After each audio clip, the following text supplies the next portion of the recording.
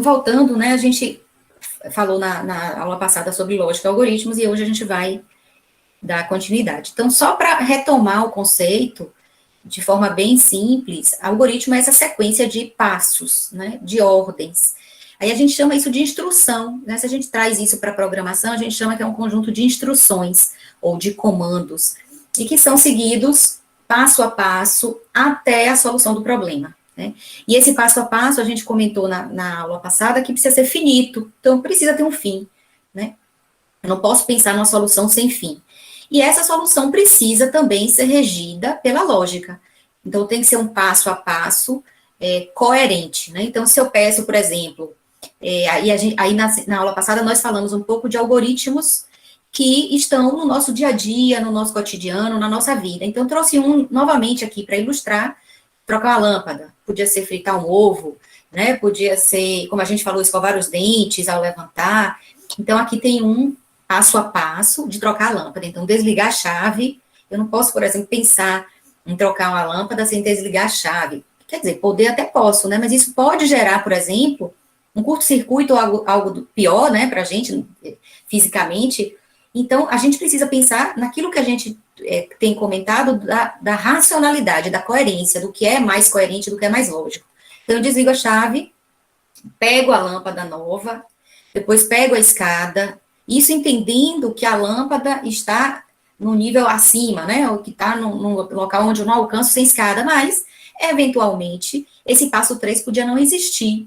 Então, isso é importante para que a gente perceba também que os passos podem se modificar a depender do objetivo, né. Então, se é o objetivo de trocar uma lâmpada mais alta, eu provavelmente vou precisar de uma escada. Se o objetivo é de trocar uma lâmpada mais baixa, eventualmente, esse passo não vai existir. Aí, posiciona a escada abaixo da lâmpada queimada, sobe na escada, né, com a lâmpada na mão. Observem também que eu posso inverter, por exemplo, o passo 5 do 4.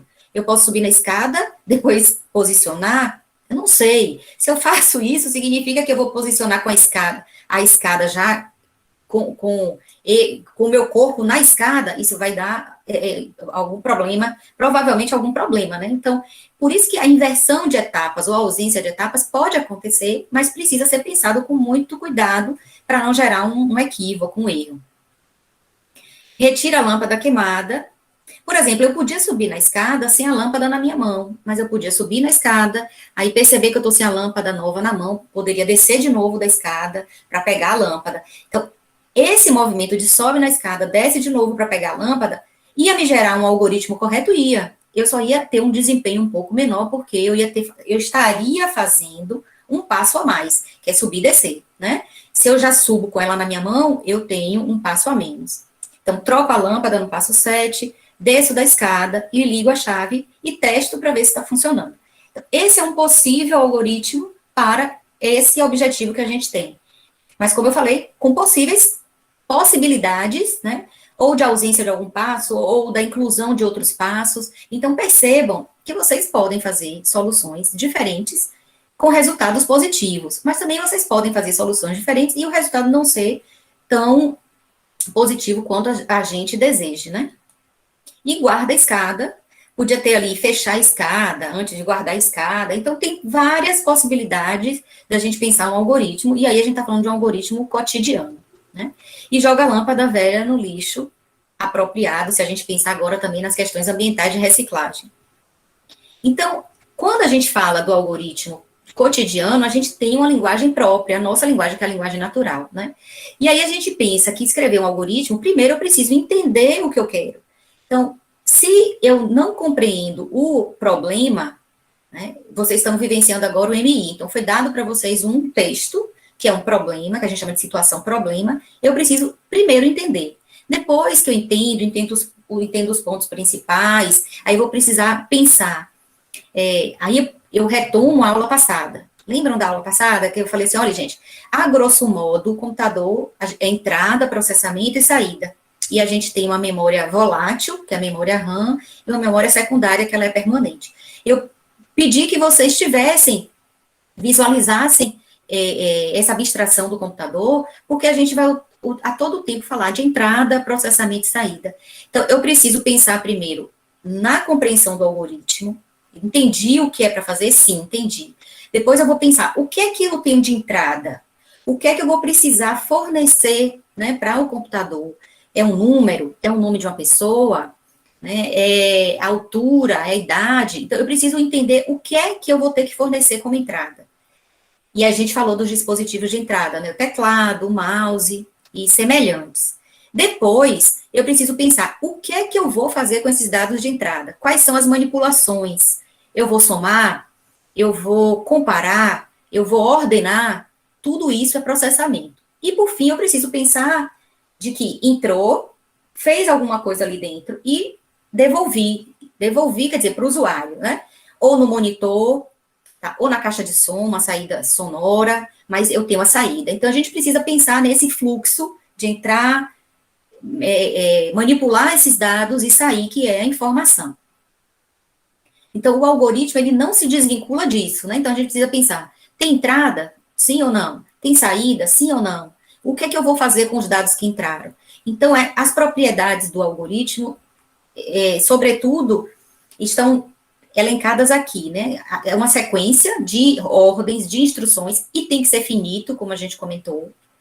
Depois desse ciclo finito de passos, termina o algoritmo.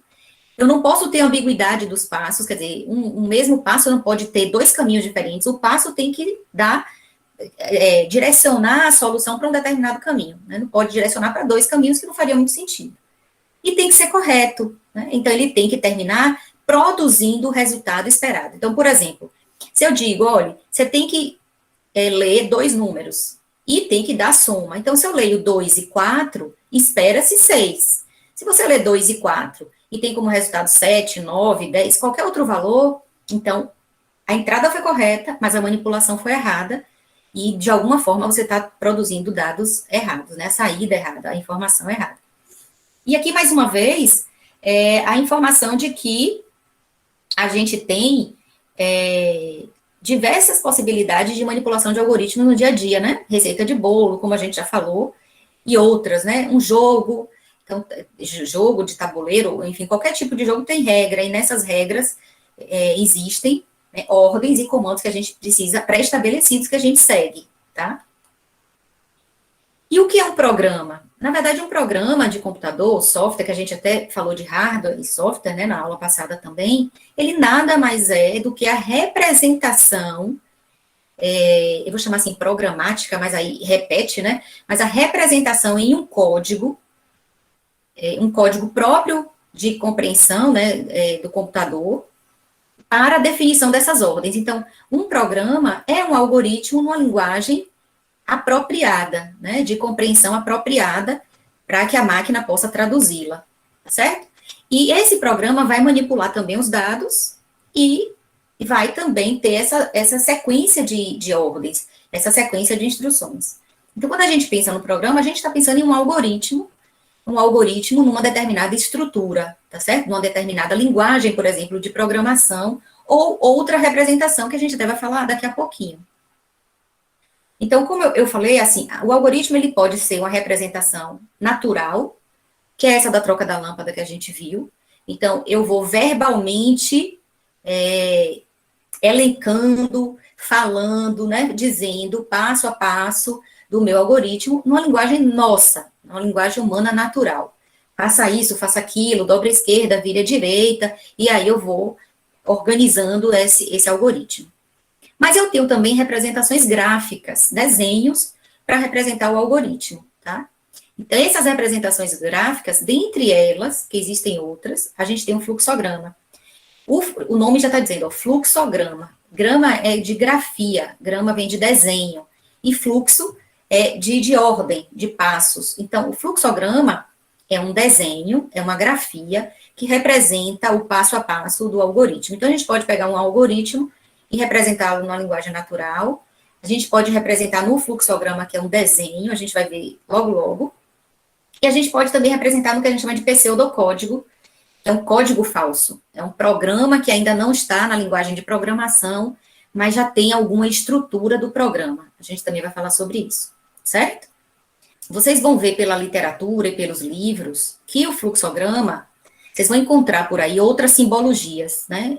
diferentes dessas aqui que eu estou apresentando para vocês. Mas a gente preferiu padronizar, né, encontrar um meio termo, um termo, alguns símbolos que são comuns, né, no uso do fluxograma, para que vocês possam utilizá-lo, tanto na aula teórica, tanto na prática nossa aqui da teoria, quanto no PBL, no MI, que a gente sabe que, né, normalmente os problemas iniciais, os primeiros problemas, também solicitam de vocês a produção de um fluxograma como solução, né, para o problema. Então, o símbolo que está chamado de terminal é o início e o fim de um fluxograma. Tá, vamos só retomar. Todo algoritmo precisa ter o quê? Fim, né? Precisa terminar. Então, se ele precisa ter fim, ele tem um início. Então, na representação gráfica, eu também preciso mostrar o início e o fim. Né? Eu preciso delimitar esse bloco, esse contexto.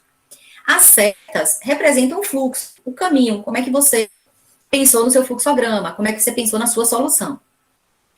A gente falou de que a gente faz a abstração do computador em entrada, processamento e saída, né? Então, eu tenho uma representação para entrada, certo? Que a gente tem essa representação... Ai, gente, é aqui, tá? Eu tenho essa representação aqui para entrada, esse retângulo inclinado. Como eu falei, vocês vão ver outras representações para entrada também. O processamento é um retângulo, né? Que indica ação. A saída...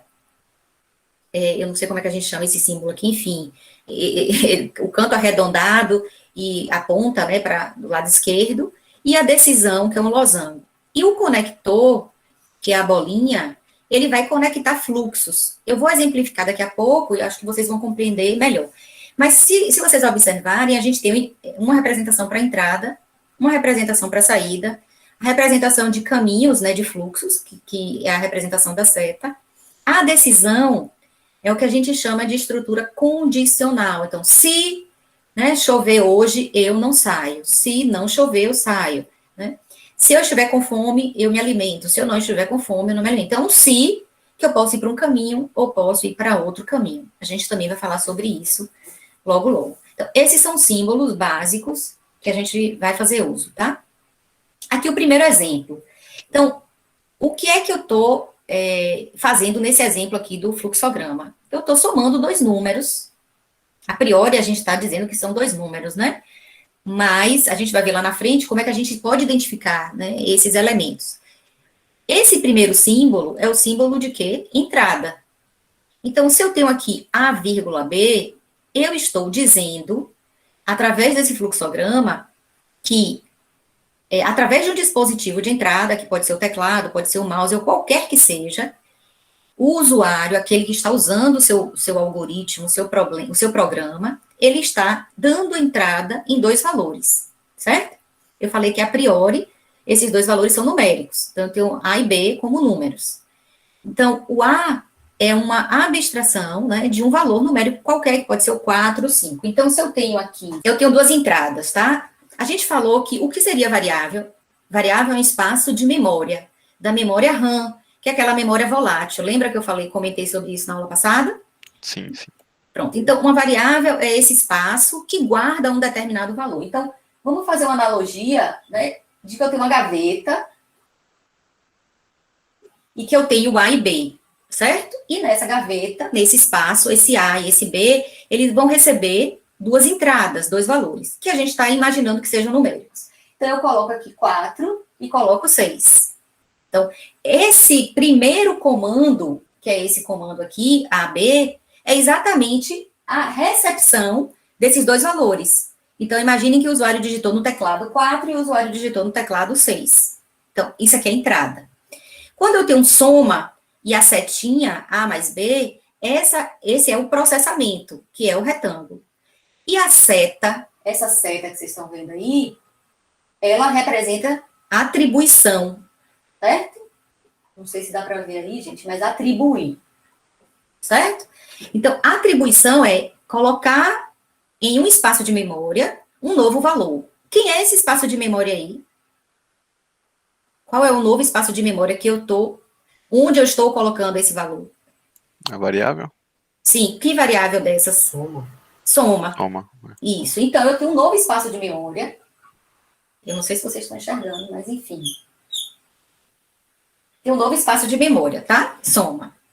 E nesse espaço de memória, o que é que eu estou fazendo? Então, eu estou pegando o valor de A, então eu estou recuperando da memória o valor de A, recuperando da memória o valor de B. Então, ele recupera isso aqui e recupera isso aqui. E soma 4 mais 6. E depois que soma, ele atribui, por isso que a setinha significa atribuição, ele atribui à soma esse valor.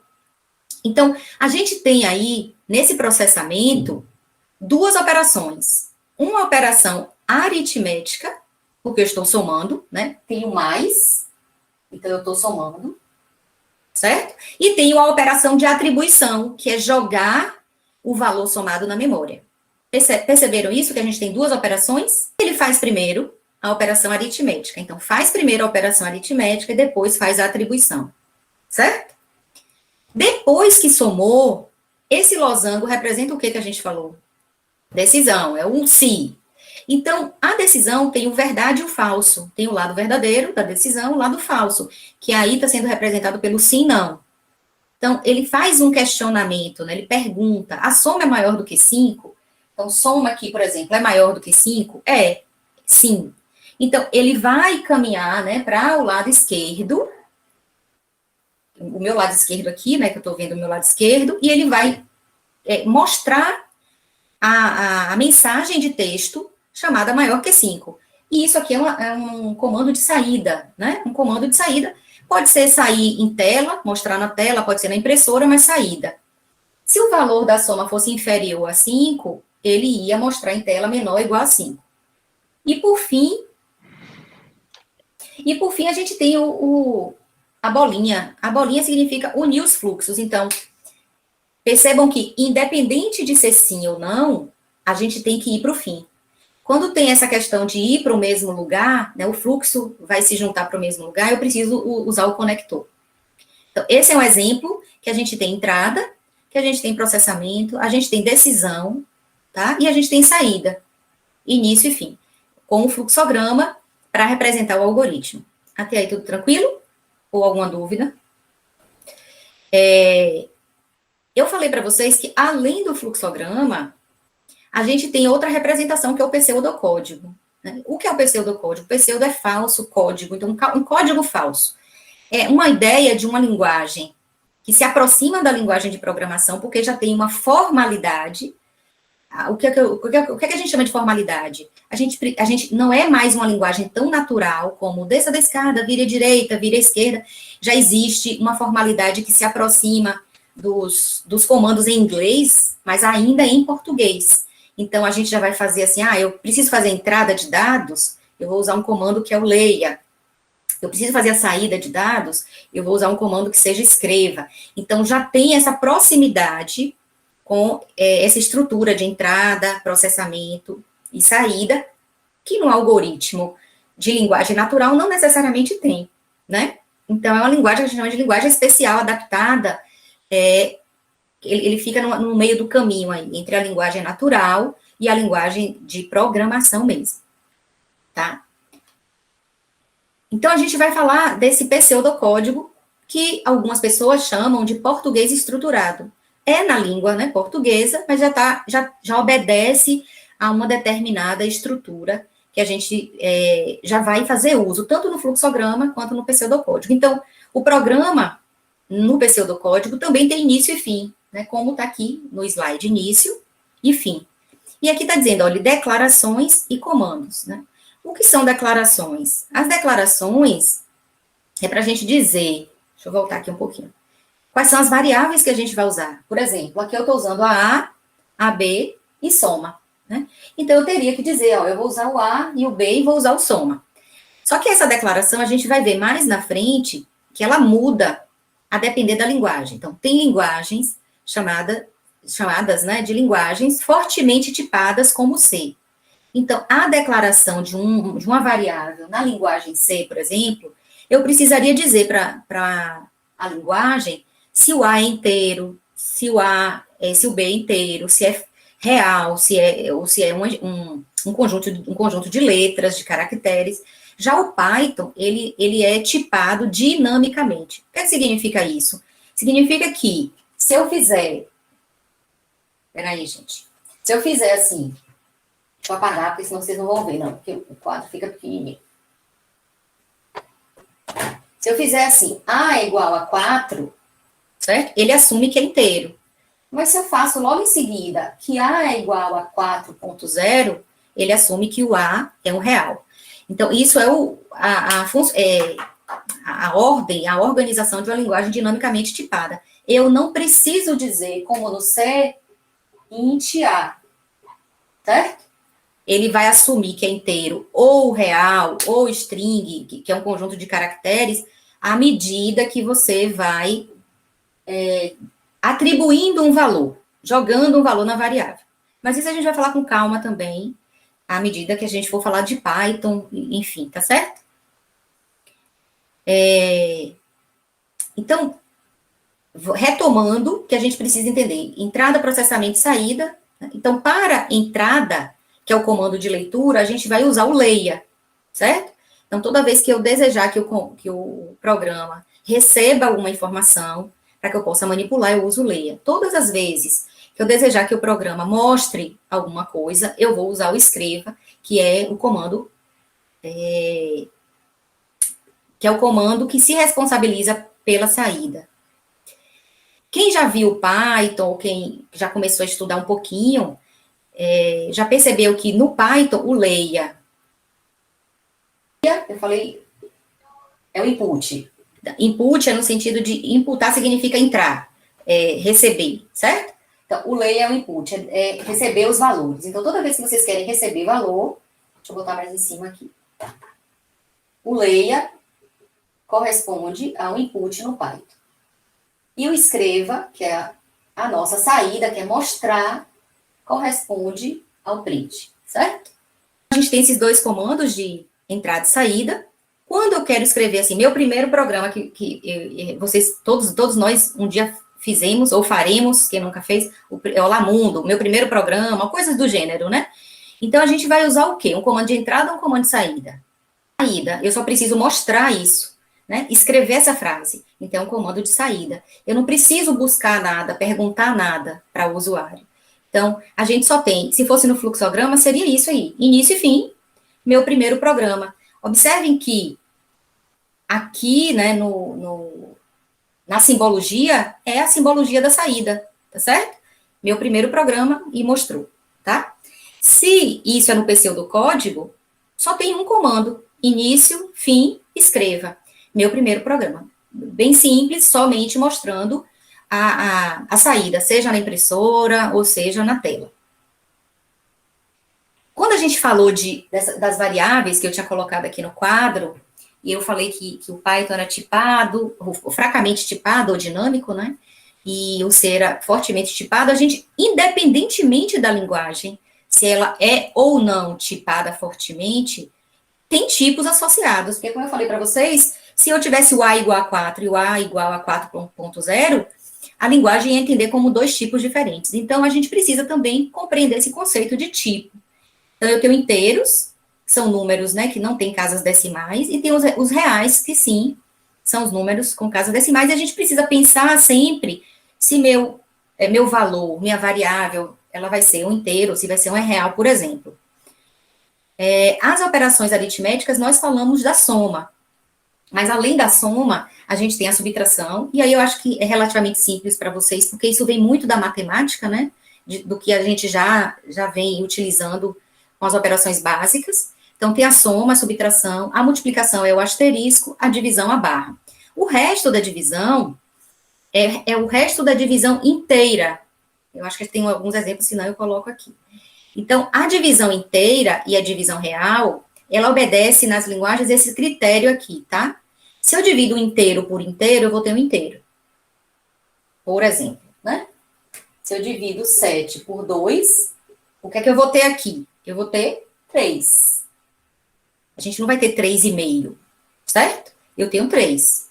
Se eu divido um real por um real, então se eu divido assim, 7 por 2, são 2 reais.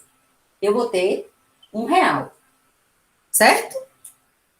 Aí tem outras possibilidades, né? Que eu divido R$1 pelo inteiro, eu vou ter R$1 também. Então, se um desses aqui é real, eu vou ter um real também. Se eu divido o inteiro pelo real, eu vou ter real também. Certo? E tem, além dos operadores, a gente tem a questão da precedência, que também já é muito próprio da matemática, advém da matemática. Então, se eu tenho parênteses, eu estou priorizando aquela operação aritmética.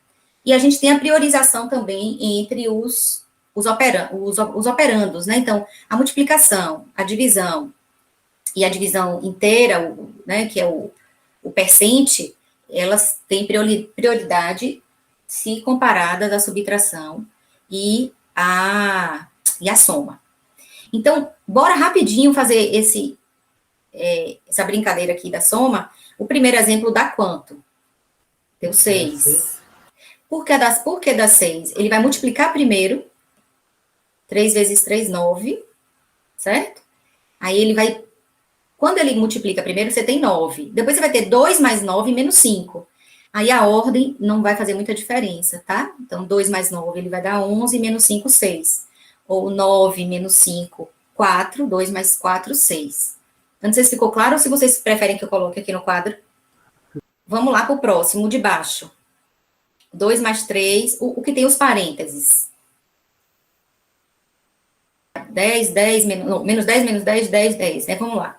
2 mais 3, 5. 3 menos 5, menos 2. Então, menos 10, né? Menos 10, exatamente. Porque o segundo, como parênteses prioriza, e vai dar menos 2, e a multiplicação, né, do mais, do sinal negativo, com o sinal positivo da negativo. O outro. Observem que o outro, que é o terceiro exemplo, ele tem a multiplicação e ele tem a divisão de inteiros, né? Então, eu tenho 5 dividido por 3. A gente pode começar priorizando... Ah, sim, uma observação importante. A gente prioriza da esquerda para a direita, tá? Quando a gente tem 2 com a mesma prioridade, a gente prioriza da esquerda para a direita, ok? Então, 5 dividido por 3 dá quanto? Ô, gente, desculpa, me corrija. É isso mesmo, é o resto da divisão. Porque... Deixa eu botar aqui. Alguém botou aí, não foi o resto? 2. Isso é o resto da divisão. Então, eu tenho aqui, ó, foi bom vocês falarem. Se eu tenho isso, e eu tenho isso aqui. 5 dividido por 3 é a divisão inteira. Dá quanto aqui embaixo? Aqui dá 1. Aqui é o resto da divisão de 5 por 3. Né? Então, vai dar 2, certo? Que é a divisão inteira também. Então, 2, aí ele vai multiplicar por 3, e depois ele subtrai de 5. Então, fica quanto o resultado final? 1. Isso. Tudo bem, gente? Entenderam? Eu que fiz uma confusão no início aí. Depois o de baixo. Observem que o de baixo é só para a gente tentar entender a questão do real, né? Eu tenho inteiros e tenho real. Eu estou tendo uma divisão inteira, depois eu estou somando o resultado da divisão inteira com o real. Quanto é que fica? Isso vai dar 7 inteiro. Só que quando eu somo inteiro com real, ele dá um real. Ele dá 8,0. Se a gente quer escrever isso aqui na tela... Tá? Essa expressão aritmética que eu quero escrever na tela, basta que a gente tenha um comando de saída, certo? Então, eu posso ter um escreva e apenas o escreva, eu já consigo fazer a escrita da expressão aritmética completa. Aqui a gente tá vendo outras possibilidades. Qual foi a alteração dessa forma para a anterior? Assim, para o usuário, o que para a gente pode parecer óbvio, não necessariamente é tão óbvio. Então, assim, ele vai receber, o usuário recebe na saída um valor só, né? Um numérico, um valor numérico, e ele não vai saber bem, esse valor numérico corresponde a quê? Não sei, ele não sabe, porque não foi dito a ele exatamente aqui aquilo se refere. Dessa outra forma, eu já explico para o usuário, olha, o resultado dessa expressão aritmética e aí mostro o valor. Então, é muito mais rica, a mensagem é muito mais rica no segundo exemplo do que no primeiro exemplo, tá certo? Porque eu digo para o usuário, eu informo ao usuário com clareza o resultado a que se trata. A gente falou sobre o que era variável, e aí eu vou retomar, né? A gente falou há pouco da A e B da soma, que é um espaço em memória que guarda um determinado valor. E o nome variável, ele é sugestivo, exatamente porque... naquele espaço, o valor que está ali vai variando ao longo da execução, não permanece o mesmo. E a gente precisa ter para cada variável um nome.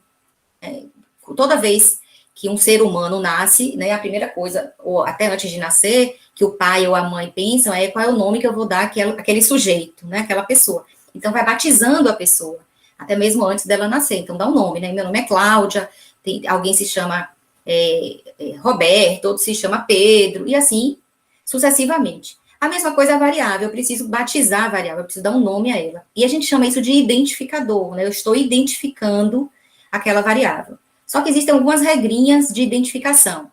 O primeiro caractere tem que ser uma letra, ou o sublinhado, né, o underline. Eu posso ter números e letras no nome, mas eu não posso começar com número, tá? Mas a gente pode ter intercalado. Eu não posso ter espaço, espaço em branco, mas, de novo, eu posso ter o underline, né? Ou as palavras juntas também. Como exemplo, como terceiro exemplo, que tem número, né? Esse num. E uma outra coisa é que algumas linguagens, elas são case sensitives, que a gente chama, que é diferenciar maiúsculo de minúscula, como o Python, e outras não, né? Então, a gente tem que ter um cuidado grande no uso dessas variáveis, como a gente nomeia as variáveis, para não gerar essa confusão de compreensão. Também a gente tem que ter um hábito de criar variáveis com nomes sugestivos, com nomes próximos mais do real, tá? Então, e é uma coisa que a gente acaba cometendo muito no início, de botar A, B, C, D, F, aí a gente vai no alfabeto inteiro, até o alfabeto acabar, e é um problema isso, né? Então, a gente tem que pensar em nomes sugestivos. Outra coisa, quando a gente fala de variável, é a tipagem, como eu falei para vocês. Inteiro e real é um dos tipos, mas a gente tem real, tem lógico, números complexos, texto, que a gente chama de string em algumas linguagens, né? E booleano também. Então, declarar a variável é o tipo e o nome da variável, mas como eu falei para vocês, no Python não tem isso, né? A gente está falando de tipo e nome, por enquanto, quando a gente está falando em pseudocódigo, porque a gente está falando de uma maneira bem genérica, que pode servir o pseudocódigo para qualquer linguagem, né? E o exemplo é inteiro A. Então, eu estou dizendo que a variável A é do tipo inteiro.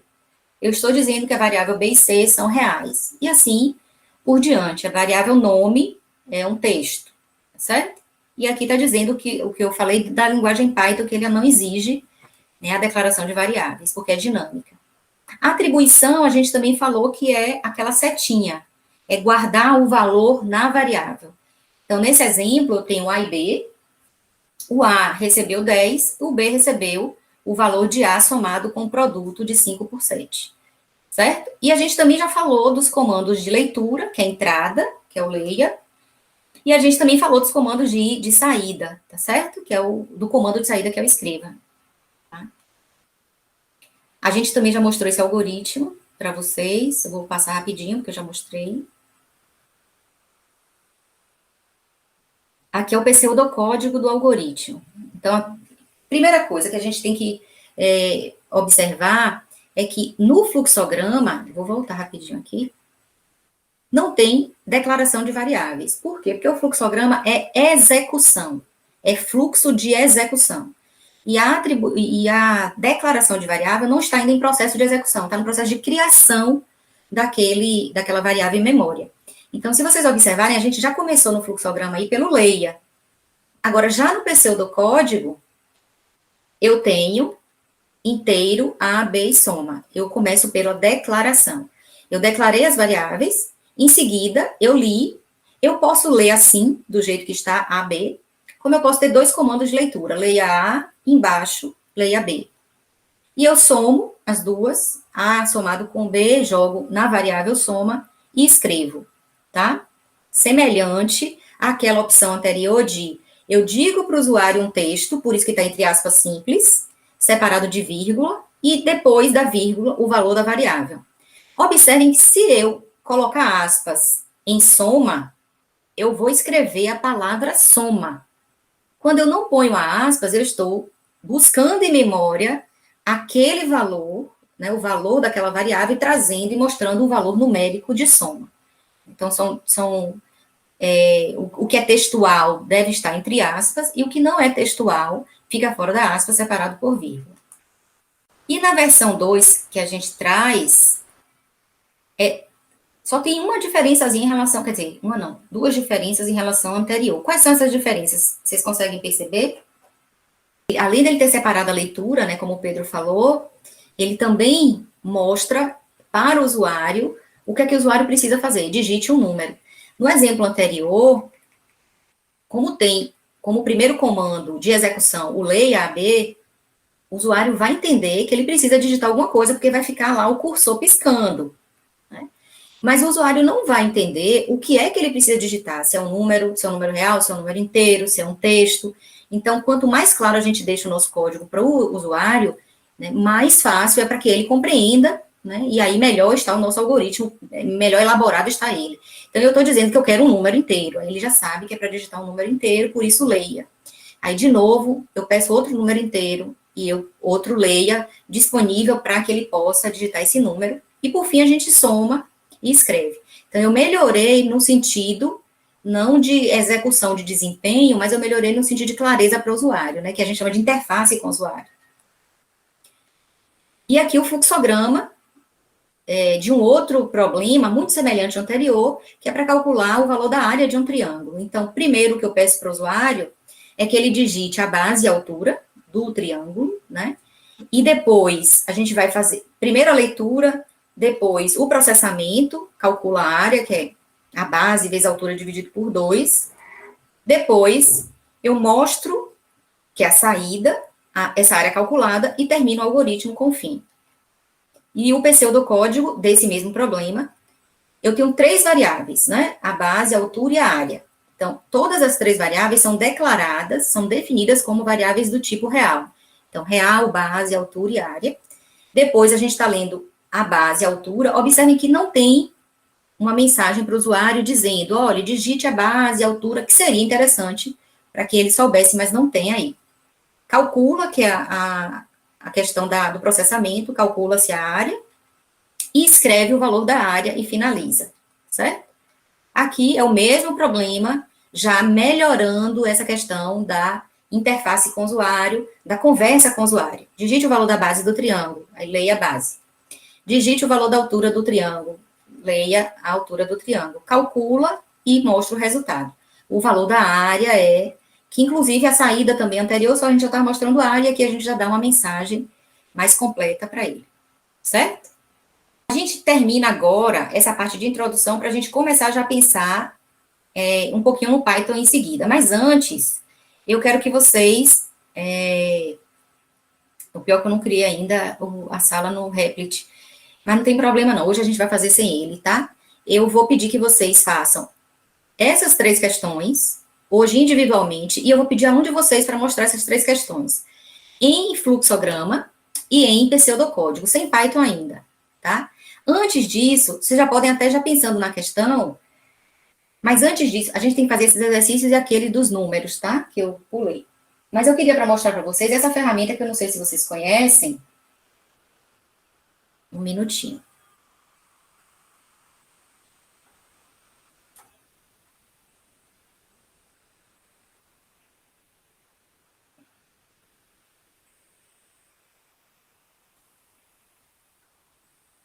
Eu vou compartilhar de novo com vocês a tela aqui para mostrar uma das ferramentas que eu coloquei naquele texto que eu passei para vocês do repetição. Tá.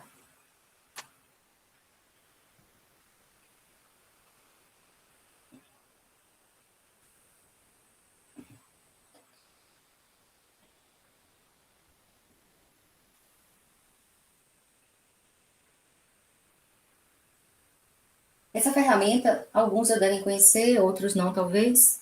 Ela se chamava draw.io.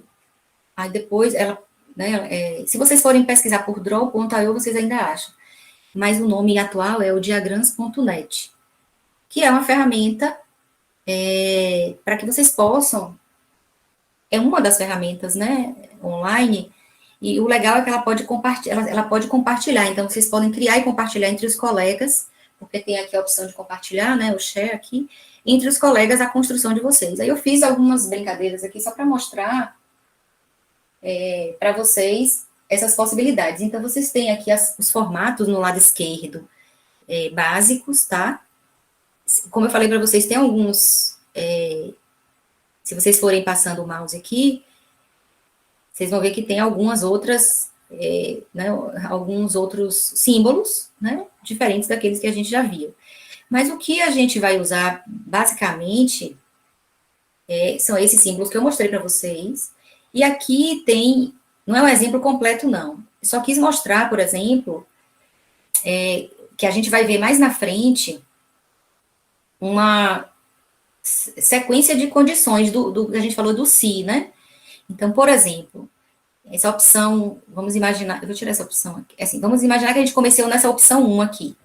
Então, se a opção for igual a 1, se for verdade, ele vem para cá, para baixo, para o processamento. Se a opção não for igual a 1, que é o falso, ele vai para outro se. Então, tem um outro se aqui, logo depois, né, dessa opção falso. Então, de novo, se a opção for igual a 2, ele vem para cá. Se a opção não for igual a 2, ele vai para a direita. E aí a gente pode ter aqui processamentos ou um submenu, alguma coisa do gênero. Essa é a possibilidade também de usar vários SIS. Eu não quis adiantar hoje porque a intenção não é essa agora, tá? Mas é só para vocês perceberem que há essa possibilidade. E um outro exemplo que está aqui, já um exemplo mais completo, vocês enxergam um exemplo um pouquinho mais completo, que já tem uma repetição que a gente também vai ver mais na frente. Então, eu tenho o início do código, aqui, digite a quantidade de pessoas, que é a saída, certo? Lembra que a entrada, ela é inclinadinha? Então, eu peço para o usuário, digite a quantidade de pessoas. Em seguida, eu estou lendo a quantidade. Depois, isso aqui é um processamento, que eu estou atribuindo 0 à soma. E aqui é uma repetição, que a gente vai ver mais na frente, né, se não hoje, na próxima semana, que é a repetição for, que é a repetição para, que é aquela repetição não condicionada. É uma repetição que vai, por exemplo, de 0 a 3, 0 a 10, é uma repetição que vai até uma determinada condição. Então, aqui está repetindo, certo? E está voltando, olha, para a repetição, né? Esse fluxo da esquerda volta para a repetição. Aí ele vai ficar repetindo e voltando para a repetição. Terminada a quantidade, porque aqui vai de 0 até, né, esse valor, ele encerra e vem printar aqui, que é a saída, e vai para o fim. E vai para o fim. Certo? Então, a ideia é usar essa ferramenta para que a gente possa fazer os fluxogramas. Então, se vocês puderem já agora, né, abrir essa ferramenta. Eu achei que alguém tinha levantado a mão. Então, abram essa ferramenta para fazer aqueles... Eu vou espelhar de novo as questões, e aí eu vou pedir que vocês façam, por enquanto, a primeira questão em fluxograma e em pseudocódigo. Depois a gente vai fazer a segunda questão em fluxograma e em pseudocódigo, tá certo? Eu vou espelhar de novo os exercícios.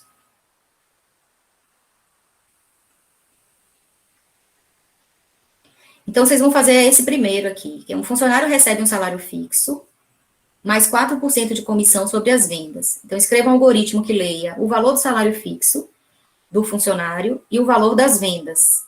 E calcule e mostre na tela a comissão e o salário final do funcionário. Então, façam esse exercício em pseudocódigo, ou tentem fazer. A intenção agora é aprender mesmo, errado ou certo, ou parcialmente certo, não importa. Vocês vão fazer e vai trazer a solução para mim.